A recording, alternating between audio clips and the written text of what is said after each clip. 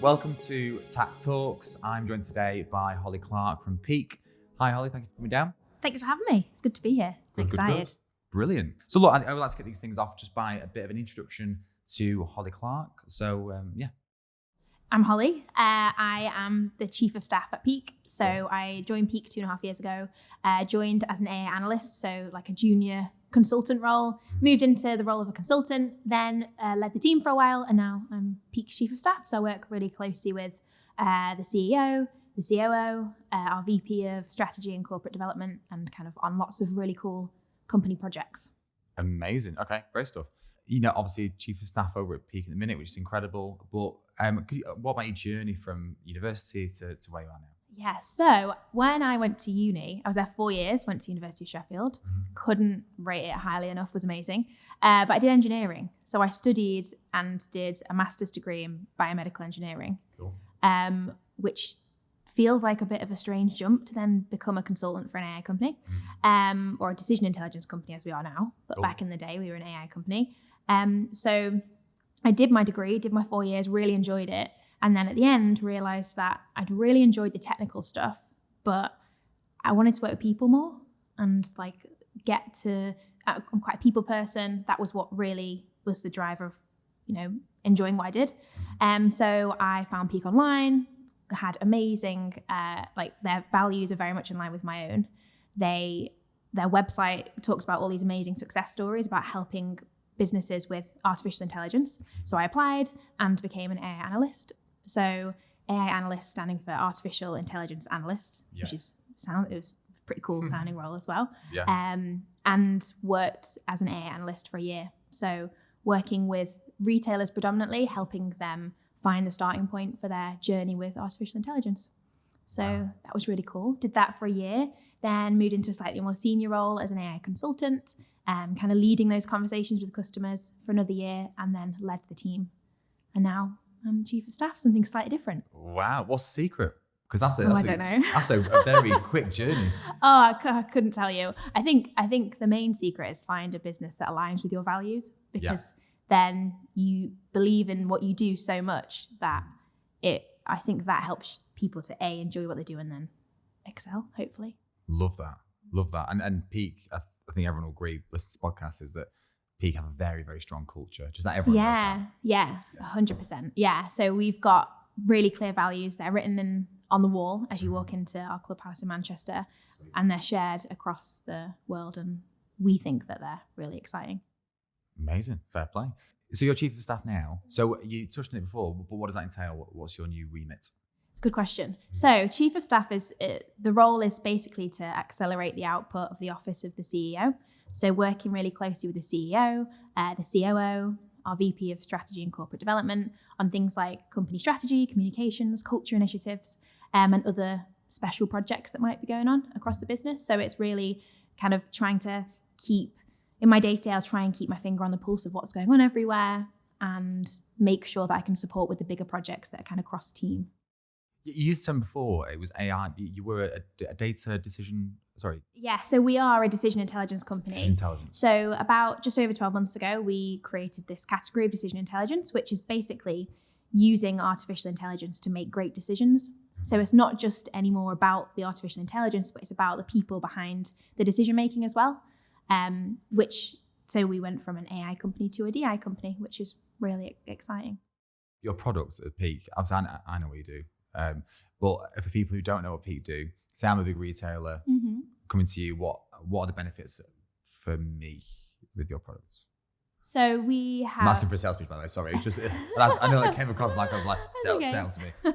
So our platform is called Peak, and it's a platform that enables individuals to make great decisions across an enterprise. So for a business to really succeed, you have to be making great decisions in lots of different areas. And the platform, Peak, is about bringing all that data into one place, working on it. We have like 3 parts of the platform: Doc, Factory, and Work. So putting it into this factory where we're using AI machine learning models and then outputting that in the best way for a business. So you're growing crazy? Yes. Talk to me about that.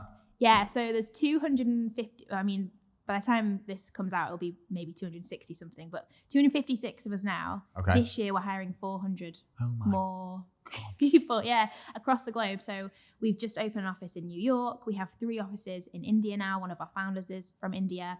We call them clubhouses though, because we feel like the term office is kind of outdated, and we like to refer to them as clubhouses, where we get together and be collaborative versus all come to sit on a screen all day.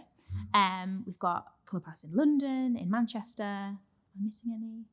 But yeah, got one of our execs from Seattle. So we're growing globally with 400 new starters this year. Wow. Which is kind of wild. Yes, especially as someone chief of staff. Yeah. Your remuneration is going to be massive. Yeah. Wow. It's really exciting. Yeah. So you had investment, didn't you? Yes.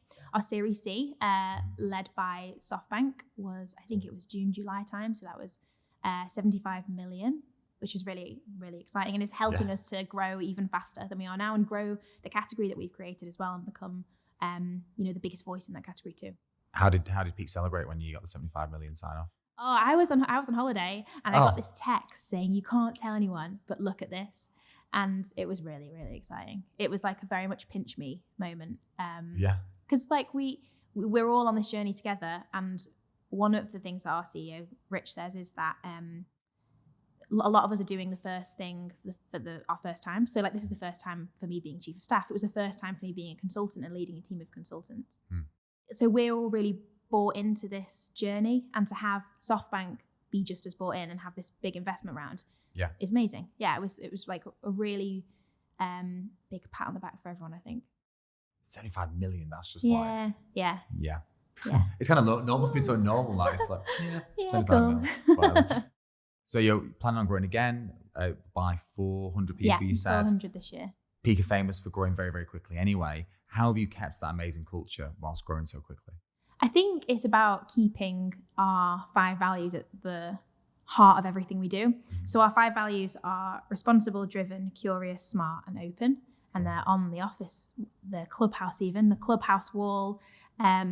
We live by these values every day, and they're really deep in everything that we do.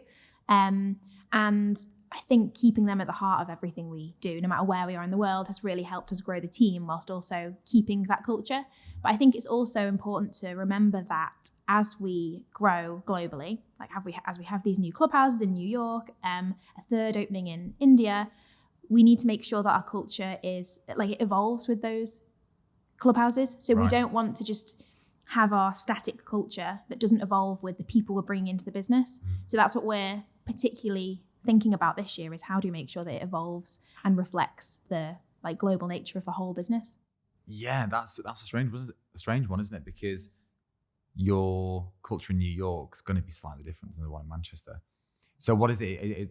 Have you come to any conclusions on that? Yeah. It's a work in progress. Yeah, definitely. It's something we've got our eye on this year. We've got like teams going out to help set up the clubhouses from Manchester and London, in Mumbai, our newest clubhouse in India, and in New York as well, which will help. But I think it's just being really open, living that value, being really open and responsible in the way that we grow those teams out there.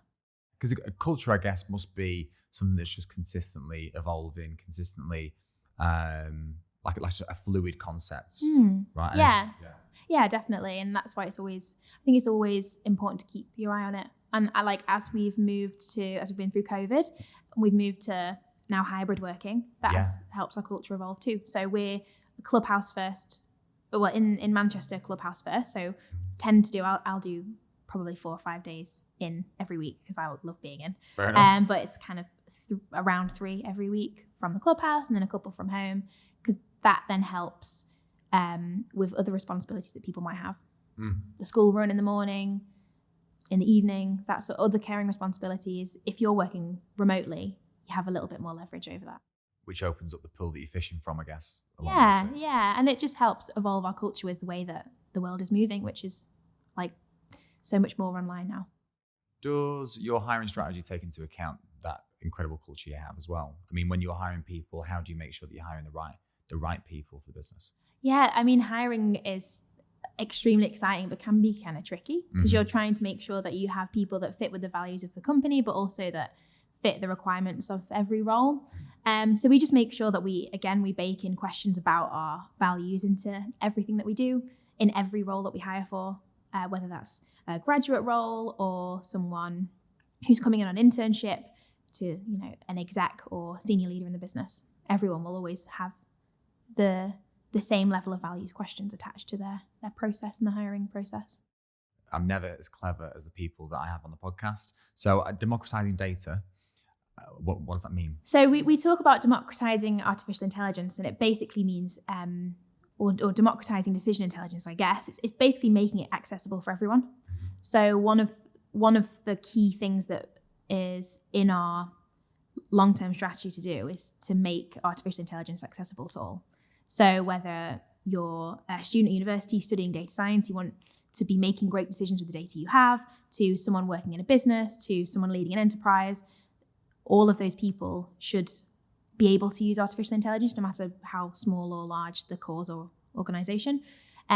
We also partner with charities. For example, we're working with FairShare. You may have seen Marcus Rashford. He's been very involved with. So we use Peak, our platform, to help them make great decisions as a charity, as part of one of our CSR initiatives. So it's making the ability to make great decisions accessible for everyone. And that's what we're aiming to do with decision intelligence. That's incredible. Yeah, it's really cool. Yeah.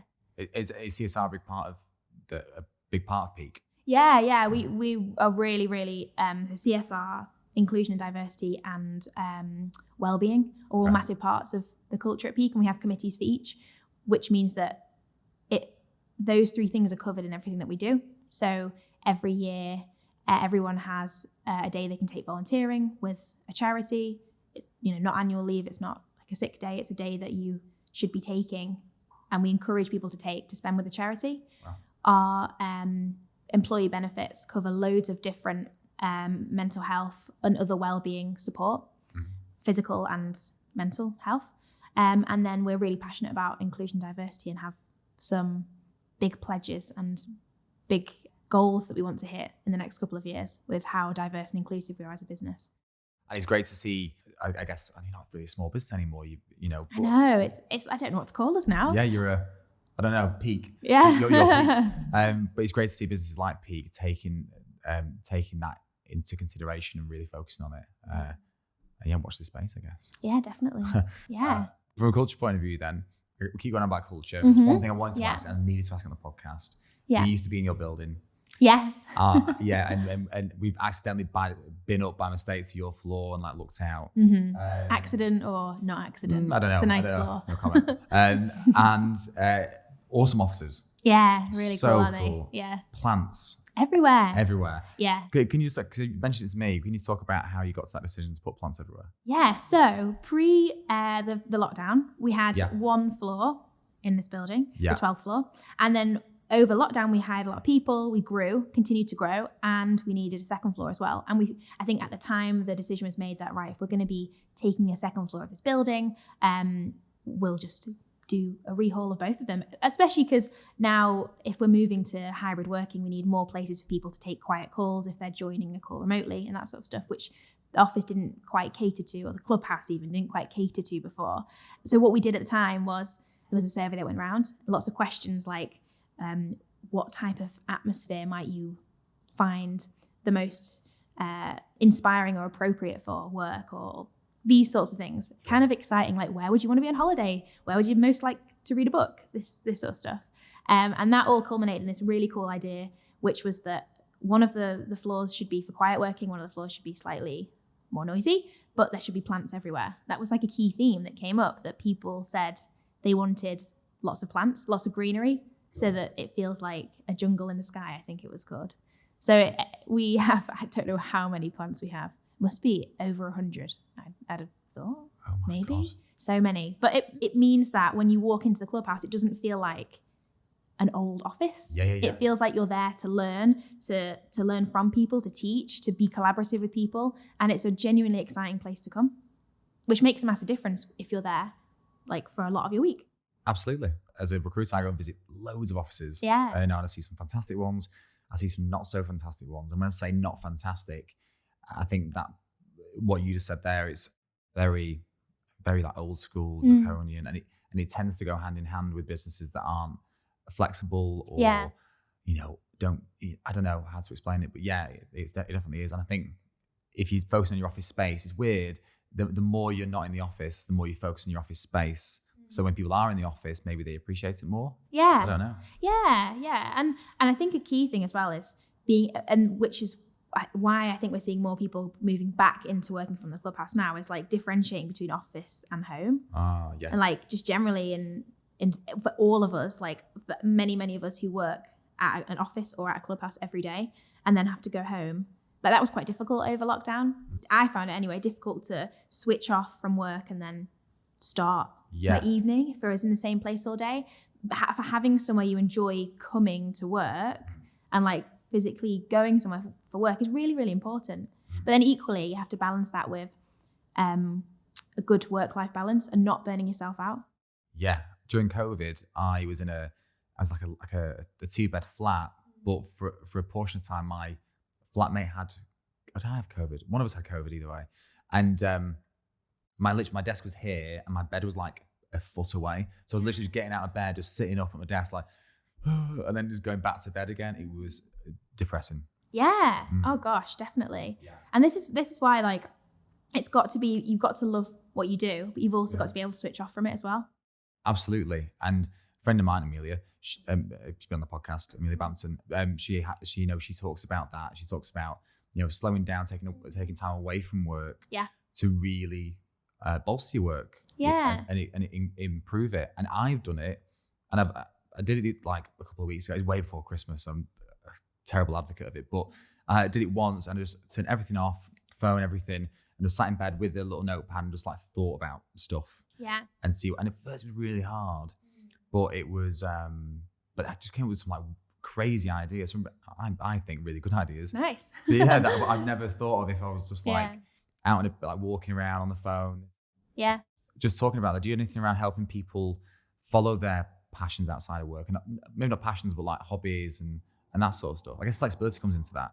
Yeah, definitely. So to answer your question, totally. Yeah. And we at Peak have lots of different like workplace activity. I don't know if you call them workplace activities. Like Peak organised like sports events. We've got Peak Fit Club, which is a mixture of PT classes, kettlebell classes, running club for those who have been running for a long time and those who are doing like couch to 5K. So that you've got like the physical stuff. We also have, just before I arrived here, I was playing chess with one of my colleagues. I'm terrible at chess. Are you really? Terrible, yeah. Oh, I'm terrible at chess. Oh, right. But it's a lot of fun. So there's always stuff going on, board game nights, book club. There's loads of cool stuff. And it means that you have something really nice to share with your colleagues that you might not have known about them had these opportunities not come up.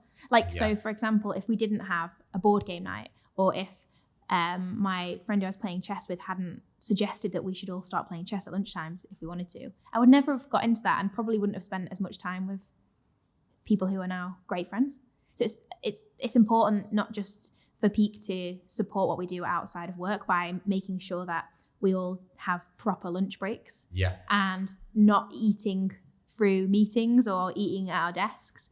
We all leave at a reasonable time and we have a little bit of flexibility around that, but also fostering fun stuff we might want to do with colleagues at work. So as a business, so you say that like making sure we have lunch. So say you're at your desk at lunch, eating your Tesco meal deal that you picked up on the way in.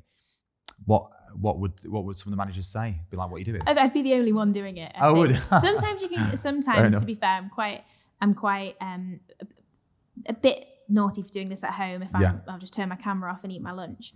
But in the clubhouse, there's a really big emphasis on having a break for your lunch. It's so easy sometimes to just sit through and say, I'll just spend the hour on my emails whilst I eat. But it's really good for you to just chat to people. Yes. Sit away from your desk and eat something that you like are consciously eating versus like subconsciously consuming as you're doing something else. Yeah, I love that, and I think everyone would agree that probably makes you a lot more productive. Oh, definitely. Avoiding burnout, like you exactly. said. And avoiding burnout. And so one of the things that our chief people officer talks a lot about is sustainable high performance. So we want to be a high performing team, but it needs to be sustainable. We want people to have a career that they're really proud of, find really exciting, but doesn't burn them out.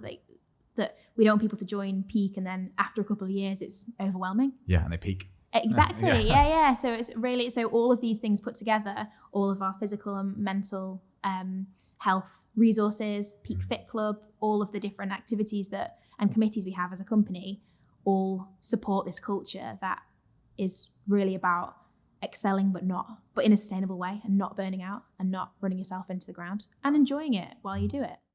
That's the first time I've ever heard that term. Really? Yeah. Yeah, maybe I'm just hanging around in the wrong circles, perhaps. But sustainable high performance. Yeah, love that. Yeah. Because I'm sure most people, I definitely want to be working at my greatest potential. Want to be at high performance all the time. But if it's in a way that's not sustainable, it's no positive for anyone. We met up, I think it was like last week or a couple of weeks ago, something like that. And you talked about you'd hired some like a junior graduate. How did you phrase it? Yeah, data science grad scheme. Yes. Started last year, and as of today, we'd announced a software engineering grad scheme as well. Oh, it's amazing. Really cool. Exclusive. Yeah, exclusive. Oh, well, kind of. No, I guess not. But that's amazing. Yeah, really cool. Something we're really proud of. And so there's several parts to this. I'm particularly excited about grad schemes because it means that we can bring on younger and more diverse, like talent peakers. Yeah. As we call them. It's really, really exciting to give people an opportunity who are really amazing. Mm-hmm. Yeah, grad schemes are amazing because with the Great Resignation, and like people seem to be, lots of tech talent are moving to London or moving elsewhere or moving out of tech after COVID, or people do loads of, make career moves all the time. Mm-hmm. But to give people an opportunity who are amazing, who are graduates, to have a fantastic year or a couple of years or longer at peak feels like a really great opportunity for us as a business as well, because we can learn from them as experts as they come out of university. Yes. They can help us evolve our culture. And I think we should all be doing more grad schemes. I joined as a graduate, so I'm biased. Oh, of course, yeah. But not on a grad scheme. And it can be difficult now for grads to find something that they're really passionate about. And you think you know what you want to do whilst you're at university, and some people probably do. I wasn't one of them. I did my degree and realised that was not what I wanted to do. Yeah. And grad schemes would have been a massive help with that. I was super lucky because I landed at peak, but had I not, it would have been a lot more difficult to work out exactly what I wanted to do and what my passions were. People complain about the skills gap in tech. Very few businesses are trying to do anything about it. So again, kudos to you and the people at peak, because there's not enough people in tech, so you should try and hire more junior talent, that sort of thing. But is it tough if you're a smaller business to have the resource available to do that? It's definitely something that we've had to plan. It's like making sure that every grad will have a role whilst they're here, so they're not kind of just waiting and watching. Okay. Making sure they have the support in place, because for many of them it might be their first job or definitely their first out of university. So they need that extra level of support. I was really lucky to get that anyway when I joined, with a super, super supportive line manager who was my manager for 2.5 years before I moved into this role as chief of staff. But it's things like, are they going to get the right amount of support? Who's going to support them? How are we going to use this grad scheme as something that helps kickstart their career? Yes. And what skills can we teach them? And also, what can we learn from them? What can we as a business learn from them, and as individuals learn from them as they move from the world of like research and university and masters or PhDs or undergraduate degrees to peak? Like, what they'll know loads that we don't know, and they'll have this fresh set of eyes that we don't have.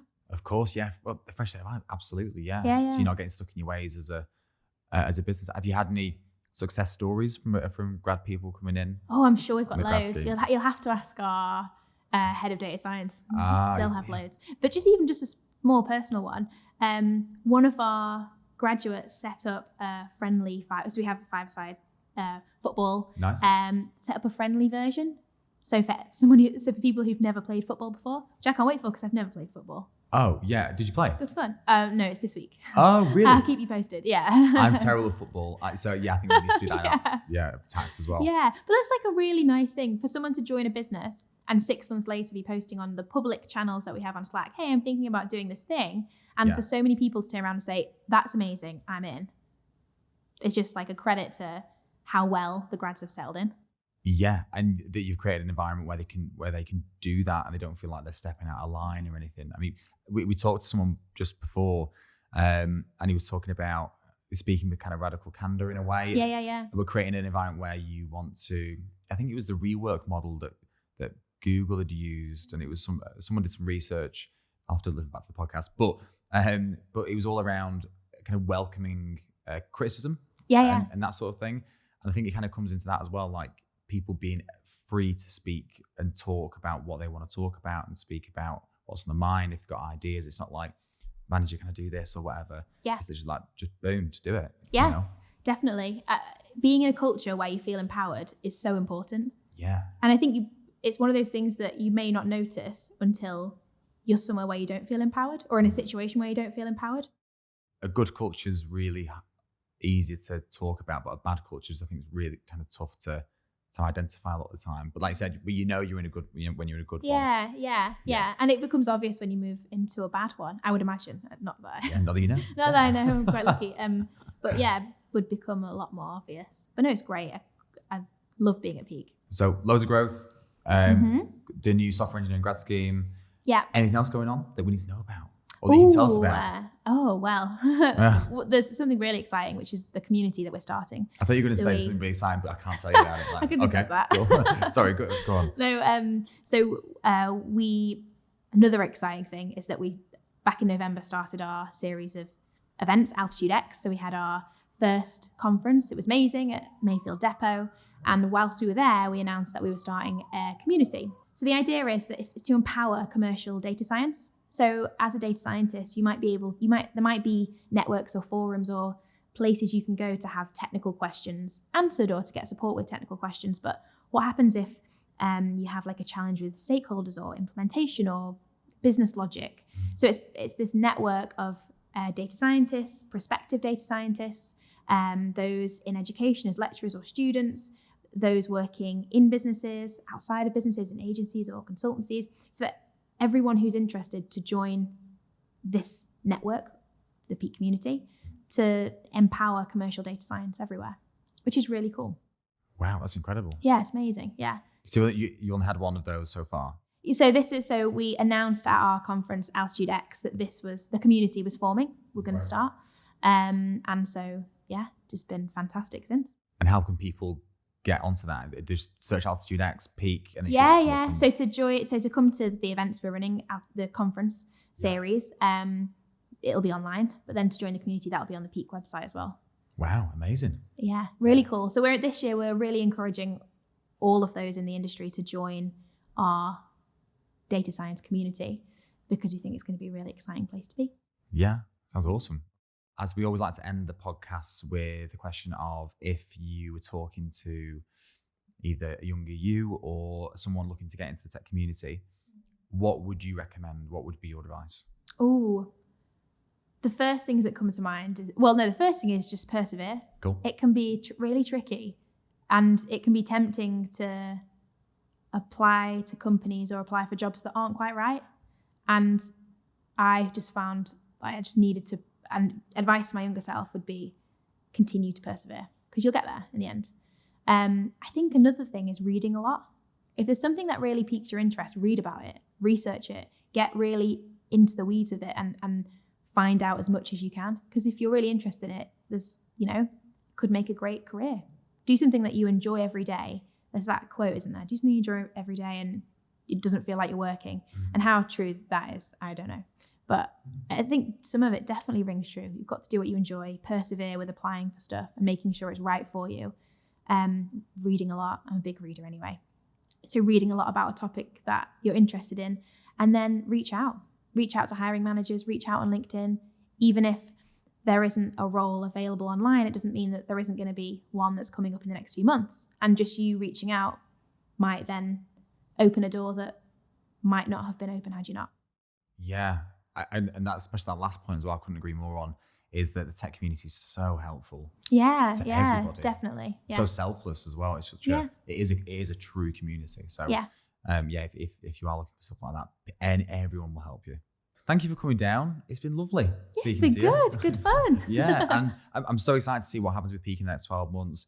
Can't wait to see the growth. Can't wait to see the Altitude X conference happening. That's going to be mega. Yeah.